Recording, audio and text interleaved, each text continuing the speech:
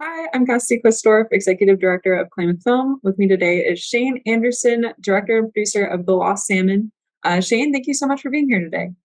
Thank you so much for having me and featuring the Lost Salmon in Klamath Film Festival. Yeah, absolutely. We're so excited to be sharing it. Can you talk a little bit about the process of this film? Because as an onlooker, it really feels like this is almost your thesis statement on salmon and everything that you've been working on for the past 10 years.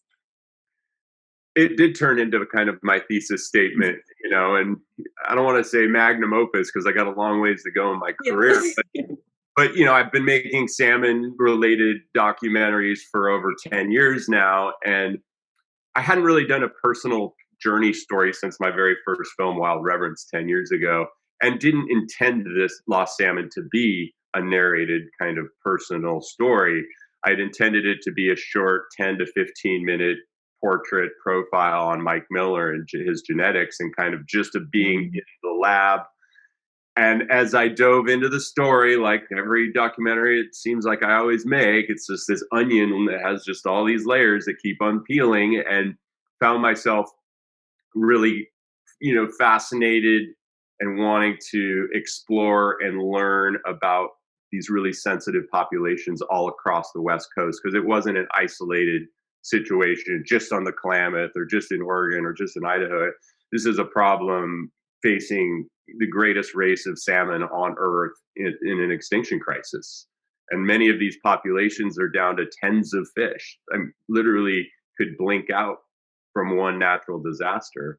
So that coupled with learning a lot about Mike Miller's science and then the intersection of traditional ecological knowledge from the tribes and how that's coming together in policy, I just felt like it was a much bigger story. And it was a little too complicated not to insert myself as a narrator or character because I really was going on this personal journey and going to explore these super remote places it was really hard to find these fish over that course of the 2 years in these places. So I knew that genetic material is potentially a little complicated to convey to audiences. So I felt like interspersing my own journey into that would kind of help tell the story. Yeah, absolutely. It's a really interesting film tool to use, just like putting yourself in it and you are the one going on the journey. So it's interesting how you describe it as an onion because it really is. And so breaking down those layers and kind of figuring out how do you decide which is part of this onion, this film, and how do you decide maybe that'll be another onion or maybe that'll be another layer in a different short film or I'll have to go down that rabbit hole later. Yeah, so actually, the real genesis of this story came from my prior film, Chehalis, A Watershed Moment, about this proposed dam in Washington. And we started to get into spring Chinook in that story. And I had planned on interviewing Mike and his wife, Tasha, for that story, but had to make a decision that we didn't have anymore. I couldn't involve it, but I was still interested in it. So that was kind of really the birth of the story. And I feel like every film I make, it kind of births a new idea that ends up being a new story, through that journey over the course of the Bring the Salmon Home came from the filming the Undamming the Klamath film, and working on Lost Salmon now I have some kind of other ideas of potential future projects that didn't make the cut in that. And rather than rather than taking a topic that I find is very fascinating that could potentially lead to a bigger story, I'll often kind of hold on to that idea for another film, and that's what Lost Salmon was, and many of my other projects. Yeah, absolutely. So if someone came up to you and maybe doesn't have any sort of background in this and asks you what you do, and they kind of respond with, "So you make films about fish?" How would you describe the importance of the Chinook salmon or the cultural significance? How would you kind of go into that in your quick elevator summary? Well, it's the root of the entire ecosystem and all the cultures that he co-evolved with it here. And extinct. When I think of extinction, I think of kind of unknown species, unnamed species, maybe in the Amazon or buried in a rainforest somewhere.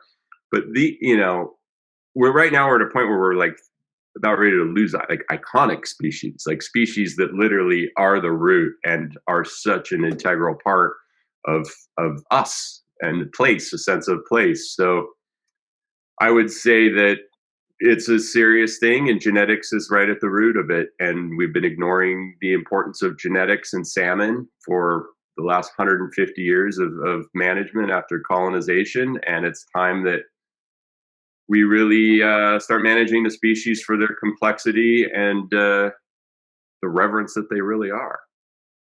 Absolutely. Would you say that's what you hope people would take away from this film, or do you have any like one succinct message, or what's kind of the hope for this film?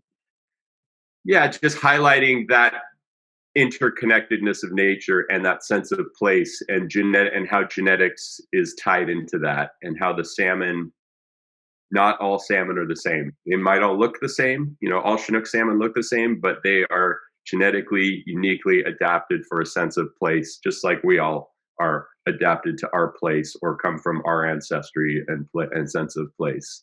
So genetics. Genetic. The magic of genetics. So there are so many beautiful scenes in this film and just absolutely gorgeous cinematography. And did you have any?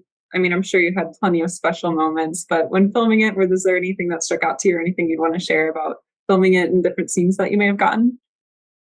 Well, I always love filming fish jump waterfalls. That's like my favorite thing in the world to do. So I spent a few days just filming fish jump waterfalls, and underwater photography is also like kind of my passion more than anything.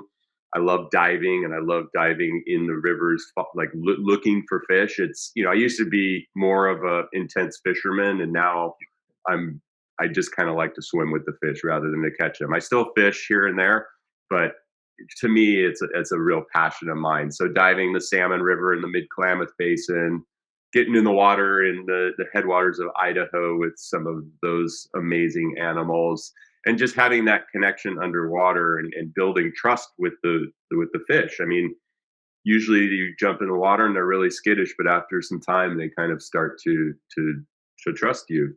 And me having that connection underwater with the species is my greatest excitement. Absolutely. And that's just so interesting to hear. I feel like most people would probably be surprised to hear that maybe the fish kind of gets used to you and learn you, because you hear stories about that with maybe bigger species or mammals, but it's definitely unique to hear that from a salmon perspective too. Yeah, Neat. absolutely. So what's next for Swiftwater Films?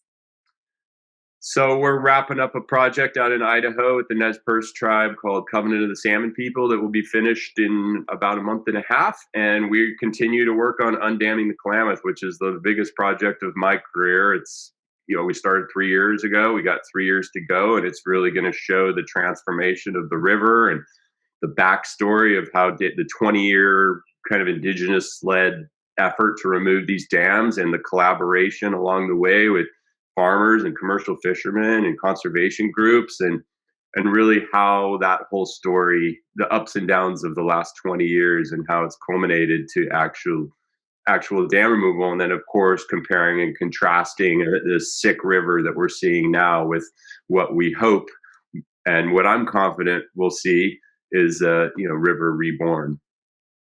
Absolutely. Well, Shane, thank you so much for your work in the Klamath Basin and shining a light on these issues. It's so important, and us at Klamath Film really appreciate it and appreciate your support, and are so thankful to be showing your film at the film festival this year.